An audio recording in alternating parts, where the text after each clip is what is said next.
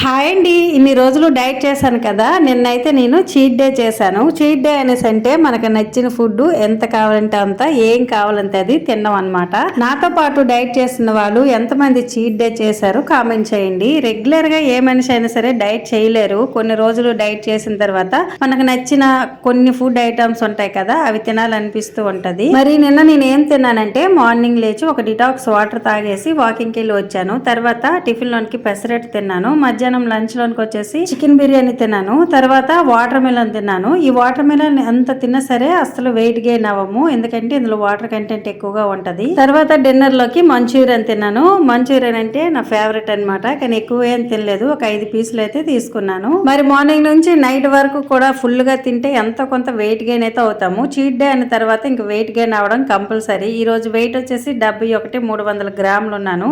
ఎలా ఉంది cheat day comment చేయండి. Bye bye.